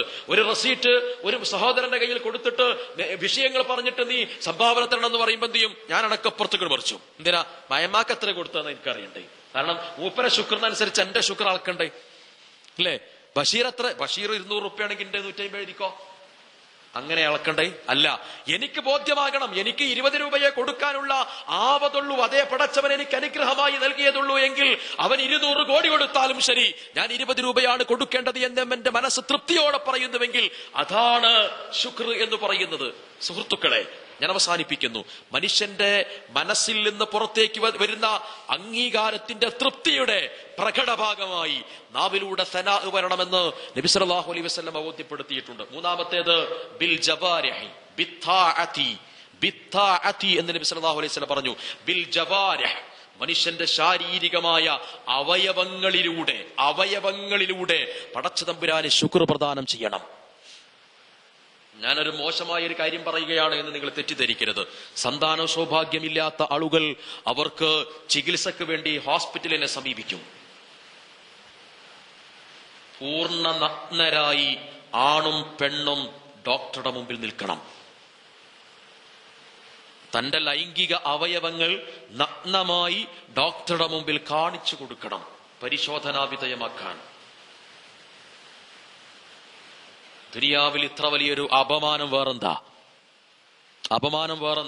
ഒരേ സമയത്ത് രണ്ടുപേരും, ഒരാൾ വന്നിട്ട് ഒരാളല്ല. ചില ചികിത്സകളിൽ അങ്ങനെ ഉണ്ട്, വൈദ്യശാസ്ത്രത്തിന്റെ ചില രംഗങ്ങളിൽ അങ്ങനെ ഉണ്ട്. അത് തെറ്റായൊരു ചികിത്സാ രീതിയല്ല, സുതാര്യമായൊരു ചികിത്സാ രീതിയാണ്. പടച്ചവൻ നമുക്ക് പ്രദാനം ചെയ്ത അനുഗ്രഹങ്ങളുടെ വലുപ്പം ബോധ്യമാകണമെങ്കിൽ ജീവിതത്തിൽ അനുഭവിക്കുന്ന അനുഗ്രഹങ്ങളെ കുറിച്ച് തിരിച്ചറിയാൻ കഴിയണം. നാവ് കൊണ്ട് സംസാരിക്കാൻ കഴിയാത്ത ഒരാൾക്ക് ആ നാവിന്റെ വലുപ്പം മനസ്സിലാവും. ചെവി കൊണ്ട് കേൾക്കാൻ കഴിയാത്ത ഒരാൾക്ക് ആ ചെവി കേൾക്കുമ്പോൾ അതിന്റെ വലുപ്പം മനസ്സിലാകും. ശരീരത്തിന്റെ ഓരോരോ ഓർഗണുകൾക്കും പടച്ചതമ്പുരാനോട് ശുക്ർ ചെയ്യണം എന്ന് നബി സല്ലല്ലാഹു അലൈഹി വസല്ലം കൽപ്പിക്കുന്നു. ബിൽ ജവാരിഹ്, മനുഷ്യന്റെ ശരീരത്തിന്റെ അവയവങ്ങൾക്ക് അള്ളാഹുവിനോട് നന്ദി ചെയ്യാൻ കഴിയണം. എന്നിട്ട് റസൂലുള്ളാഹി സ്വല്ലല്ലാഹു അലൈഹി വസല്ലം പറഞ്ഞു, കുല്ലു മുഫ്സിലിൻ സദഖ വകുല്ലു സുലാമ സദഖ. ഓരോ മുഫ്സിൽ എന്ന് പറഞ്ഞ ജോയിന്റ്, മനുഷ്യന്റെ ശരീരത്തിലെ ഓരോ ജോയിന്റുകൾക്കും പടച്ചതമ്പുരാനോട് ശുക്ർ ബോധ്യപ്പെടുത്തണം. എന്റെ അറിവനുസരിച്ച് 320ഓളം ജോയിന്റുകളാണ്, തെറ്റാണെങ്കിൽ തിരുത്തണം, 320ഓളം ജോയിന്റുകളാണ് മനുഷ്യന്റെ ശരീരത്തിൽ ഉള്ളത് അല്ലേ? ഈ വിരലിന്റെ ഇവിടെ ഒന്ന് ഇവിടെയൊക്കെ നെട്ടും ബോൾട്ടൊക്കെ ഇട്ടിട്ട് ഒന്ന് ആലോചിച്ച് നോക്കൂ. എത്ര 320 അല്ലെങ്കിൽ 300 സംതിങ്, ഏതായിരുന്നാലും ശരി 200-300ന്റെ ഇടയിലുള്ള വെയിറ്റ് ആണ് എന്ത് ചെയ്തത്? ഒളിമ്പിക്സിൽ വലത് കൈകൊണ്ട് ഇങ്ങനെ പിടിച്ചിട്ട് ഇങ്ങനെ തള്ളിയത്. ഈ ജോയിന്റിന്റെ ക്രമീകരണം എത്രയാ? ഈ സാധനം എവിടെ ഘടിപ്പിച്ചിരിക്കണത്? നിങ്ങൾ ഇതേപോലെ ഒരു സാധനം ഉണ്ടാക്കിയിട്ട് ഒരു കൈ ഇവിടെ നിന്നിട്ട് ഇവിടെ സ്കൂറിട്ട് കൃത്യമായി മുറുക്കിയിട്ട് ഒരു 300 കിലോ അയിമ വെച്ച് നോക്കി, അടർന്നിട്ട് ചാടും. ഈ സാധനം പൊന്തിച്ചിട്ട് ഇങ്ങനെ ഇതാക്കണം എന്നുണ്ടെങ്കിൽ ഈ ജോയിന്റ് ക്രമീകരിച്ചിട്ടുള്ള അവസ്ഥ, ഇത് എവിടെയെങ്കിലും മെല്ലെന്ന് അറിയാതെ അലക്ഷ്യമായി ഒന്ന് തട്ടിയാൽ ഇയാൾ ചാടുവിടുന്നു. അത്ര ലളിതമായിട്ടാണ് ഈ സാധനം ഇവിടെ ഫിറ്റ് ചെയ്തിട്ടുള്ളത്. പക്ഷെ ഈ ജോയിന്റ് അനുപമമാർന്ന അനന്യമായ ക്രമീകരണത്തിലാണ് പടച്ചവൻ ക്രമീകരിച്ചു വെച്ചിട്ടുള്ളത്. മനുഷ്യന്റെ ഓരോ വിരലുകൾക്കും ഓരോ സ്ഥലത്തിലും ജോയിന്റ് നട്ടിട്ട് ബോൾട്ടിട്ട് കൃത്യമായി ലൂസ് ചെയ്ത് ഗ്രീസൊക്കെ കൊടുത്ത് റെഡിയാക്കി വെച്ചതാ. ഈ വിരല് മടങ്ങണില്ല. ഇവിടെ മടങ്ങാന്നാ മതി, 10 രൂപ വെക്കാൻ കഴിയൂല അല്ലേ? കഴിയൂല. ഒരു മനുഷ്യന്റെ ജീവിതത്തിൽ പടച്ചവൻ പ്രദാനം ചെയ്തിട്ടുള്ള അനുഗ്രഹങ്ങളുടെ, ഒരു മനുഷ്യന് ചെവിയിലൊന്ന് തോണ്ടണം എന്ന് വിചാരിച്ചാൽ ഈ ചെറുവിരലിന്റെ ഈ ഒന്നാമത്തെ ജോയിന്റ് ഇളകണം, അല്ലെങ്കിൽ എന്ത് ചെയ്യും? അങ്ങനെ പിടിച്ചിട്ട് ഇങ്ങനെ ആക്കേണ്ടി വരും. വളരെ നിസ്സാരമായ മനുഷ്യന്റെ ശരീരത്തിലെ ഓരോരോ പ്രതിഭാസങ്ങളെ സംബന്ധിച്ചും പടച്ചവൻ പറഞ്ഞു, നിന്റെ ഓരോ ജോയിന്റുകൾക്കും പടച്ചതമ്പുരാനോട് നീ മറുപടി പറയണമെന്ന് പറഞ്ഞു. കുല്ലു സുലാമ. എന്നിട്ട് രണ്ടാമതായി റസൂൽ പറഞ്ഞത് കുല്ലു സുലാമ, മനുഷ്യന്റെ ഓരോ നെർവസ് സിസ്റ്റത്തിനും, അല്ല ഓരോ മനുഷ്യന്റെ എന്താ പറയാ ന്യൂറോൺസുകൾക്കും മറുപടി പറയണം. എത്ര ന്യൂറോണാ? സുലാമ എന്ന് പറഞ്ഞാൽ motor cortex, central nervous system. ഈ സെൻട്രൽ നെർവസ് സിസ്റ്റത്തിൽ നിന്ന് മോട്ടോർ കോർട്ടക്സിൽ നിന്ന് മനുഷ്യന്റെ വിവിധ പ്രവർത്തനങ്ങൾക്കും വേണ്ടിയിട്ട് കോടാനക്കണക്കിന് നെർവസ് സിസ്റ്റത്തിന്റെ വലിയ ഒരു വയറിംഗ് സംവിധാനം പടച്ചവന്റെ ശരീരത്തിൽ ഏർപ്പെടുത്തിയിരിക്കുന്നു. ഇതിന്റെ ഓരോന്നിനും നീ പടച്ചവനോട് മറുപടി പറയണമെന്ന് റസൂൽ കൽപ്പിച്ചു.